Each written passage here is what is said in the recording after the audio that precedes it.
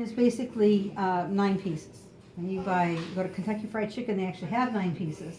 But the 9 pieces in a true chicken would be the backbone, and you generally don't get a backbone. You get rabbit and gopher and rat, but not, no. But in Kentucky Fried Chicken, they take the portion right here, and that's the main part of the breast, and then they have the breast. That's how they get 9 pieces.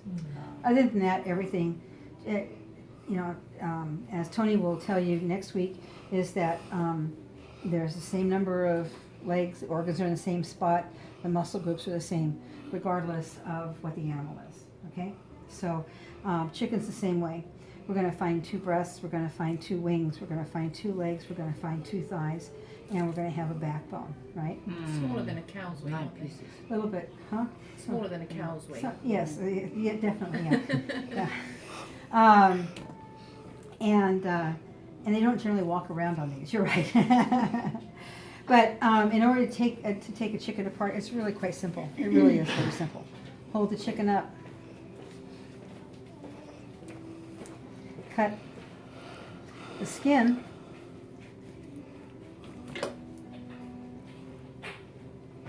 Take the leg and the thigh. Dislocate that hip right there. And cut that off.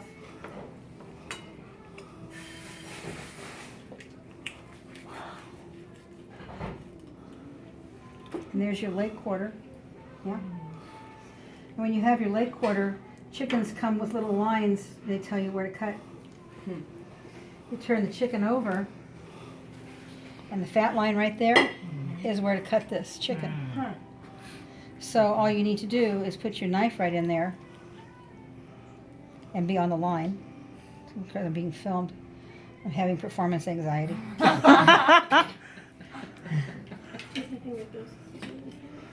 Oh, stop it. There's no We go with a little bit different knife.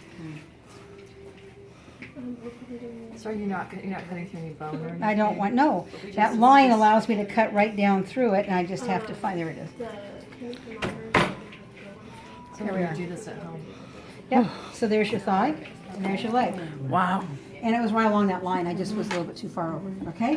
How much do So, you think you save by doing this yourself versus? a lot, as a matter of fact. Yeah. Yeah. Actually, the whole chicken was cheaper than buying the leg. Yeah, leg. Yeah, it's cheaper than buying 2 of those. Unless they're on sale. This is a 99-cent chicken today. Are you buying any particular like organic, green? No, No, this just the is chicken. fresh and Safeway. natural from Foster Farms. Foster, Uncle Foster. Okay, so again, there's our leg quarter. Don't cut it this way, turn it over, look for the line. Turn it over. And there you are, I found it the first time. Almost found it the first time, thought I had it. There it is. So then we have the wings. Same idea, like gravity.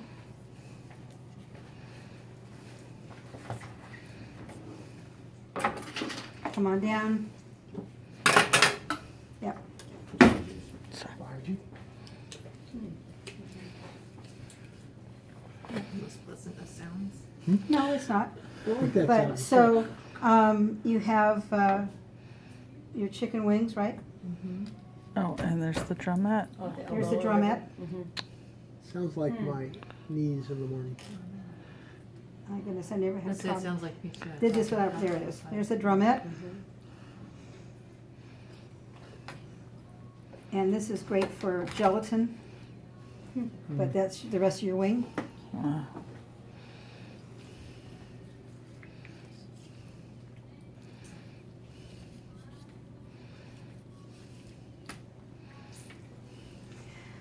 Chickens come to market when they're about 6 to 8 weeks old. Wow. Now, I want you to It's see called something frozen. right here. I just Wow. cut the wing off. That's not blood. That's bone marrow. That's bone marrow. So I roasted this chicken, and everything was totally cooked to 161 in the breast, 171 in the thigh. I probably would have a red stain around that joint from the marrow that would actually come out during the baking process and stay in the meat. But it's very clearly not blood running out of the chicken or pink juices. It's merely, it won't coagulate, it'll actually still stay a little wet, and it will stay in the meat. So a lot of people say, oh, I didn't cook my chicken long enough. You did. It's the bone marrow, but this is a young chicken. Okay, so now I have the wings off, right? I have just basically the backbone and the breast left, right? So I go to my scissors and cut right along the back of the spine. I'm cutting the ribs of the chicken. And this is what goes in my freezer bag until I'm ready to make some soup. And then I'll just go ahead and make soup right out of that.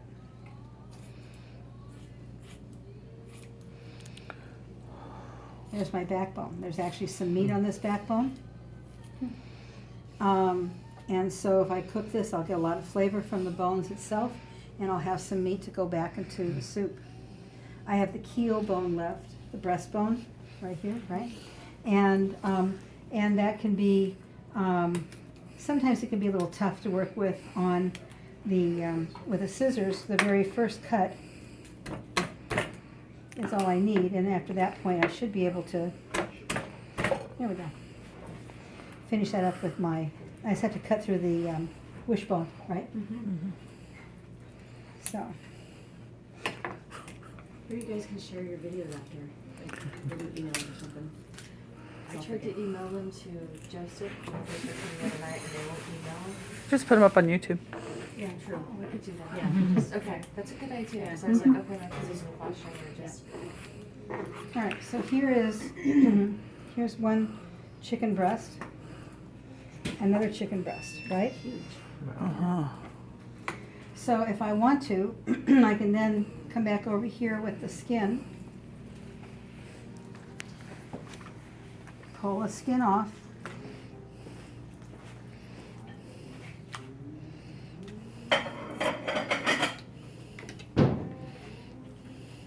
see the two pieces of muscle right here? That's the tenderloin, the chicken tender, and the breast.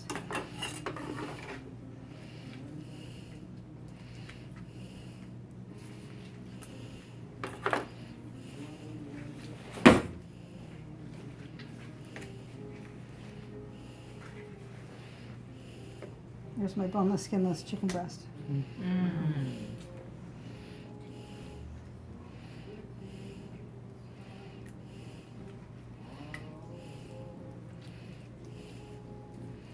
There's the tenderloin. There's my soup stock.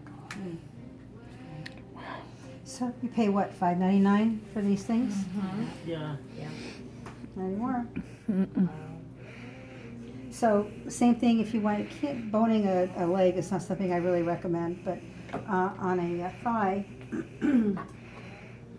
I just simply take my scissors and go right along the bone.